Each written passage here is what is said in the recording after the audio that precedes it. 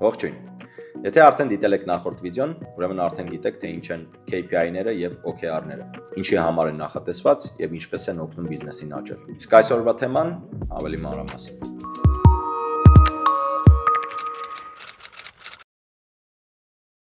Ո՞վ է կրում KPI-ների պատասխանատվությունը։ Ինչպես հաշվարկել վաճառքի եւ մարքեթինգի թիմի չափը, ինչ մոտիվացիոն եւ աշխատավարձային համակարգ է պետք ներդնել, որպեսզի KPI-ները եւ OKR-ները չլինեն պարզապես թվեր, այլ կոնկրետ արդյունքներ։ Եկեք սկսենք վաճառքից։ Հաճախ բիզնեսում վաճառքի մասնագետների հավաքագրումն արվում է ըստ այդ պահին առկա հնարավորությունների։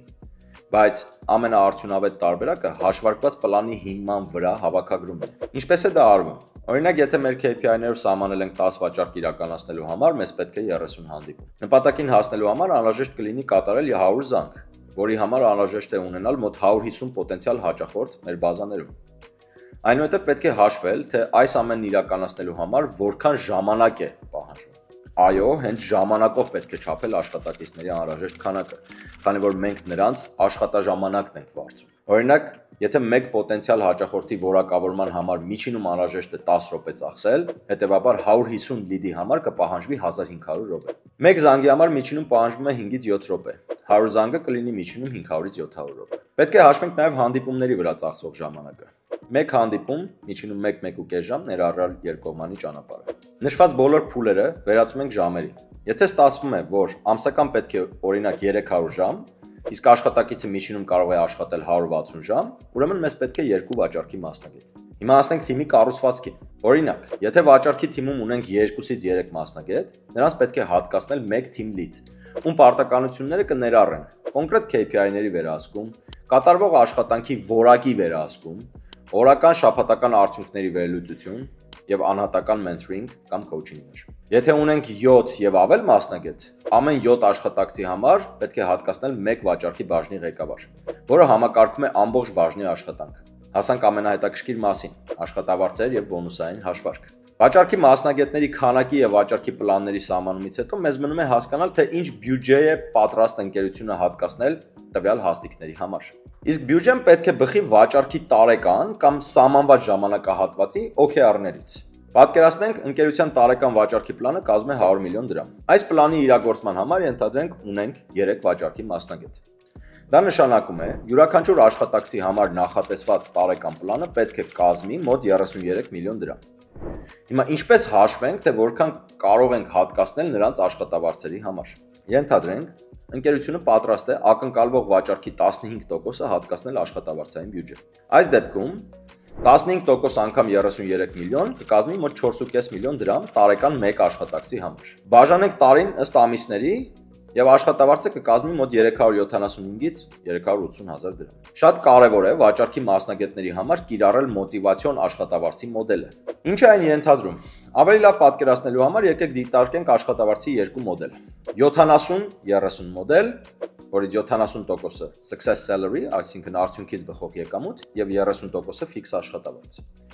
Եվ երկրորդ մոդելը 30-60-10 մոդել։ Այսինքն 30% ֆիքսված աշխատավարձ, 60% միջնորդավճար, գործարքի փակումից հետո եւ 10% KPI-ի հիման վրա բոնուսներ։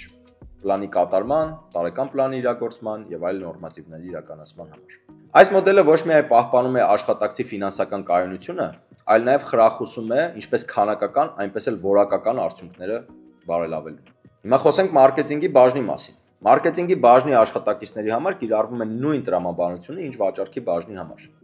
Մի տարբերությամբ, վաճառքի մասնագետների արդյունքն ավելի առարկայական է, փաստացի վաճառքի տեսքով։ Մինչդեռ մարքեթինգի աշխատակիցները գեներացնում են պոտենցիալ հաճախորդներ վաճառքի բաժնի համար։ Շատ կարևոր է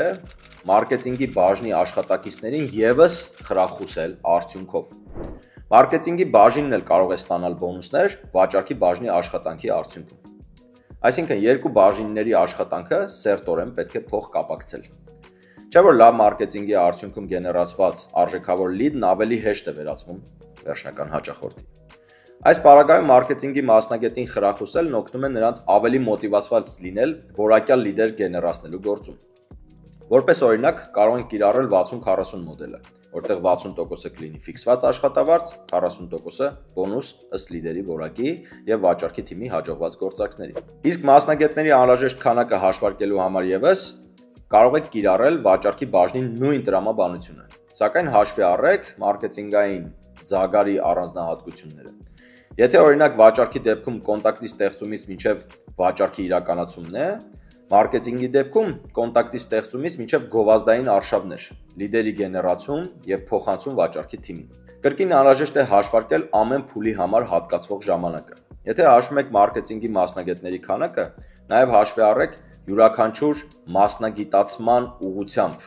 իրականացվող գործողությունները։ Եթե վաճառքի դեպքում մեկ մասնագետը կարող է իրականացնել բոլոր գործընթացները, մարքեթինգի դեպքում անհրաժեշտ է թիմում ներգրավել տարբեր մասնագիտությունների տերանձանց։ Email կամ SMS մարքեթինգային ուղղության դեպքում առանձին մասնագետ, content writer կամ copywriter, SMM մասնագետ, performance marketing կամ targetologist մասնագետ եւ այլն։ Մեկ կարևոր հավելում. երբեք մի ներգրավեք ձեր թիմում մասնագետներ, որոնք չեն փակում ձագարի որևէ փուլ։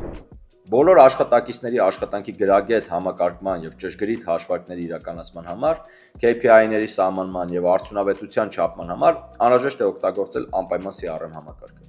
CRM-ը թույլ է տալու հստակ սահմանել KPI-ները, հետևել աշխատակիցների արդյունավետությանը։ Նաեւ հնարավորություն է տալու ստանալ ամբողջական հաշվետվություններ եւ տեսնել հաճախորդի ուղին սկզբից մինչեւ գործարք եւ շատ ավելին։ Տեսանյութի նկարագրություն բաժնում կարող եք գտնել CRM գործիքների հղումներ, որոնք կարող եք փորձարկել անվճար։ Բաժանորդագրվեք նաեւ մեր նյուզլեթերին ավելի շատ պրակտիկ նյութեր ստանալու համար։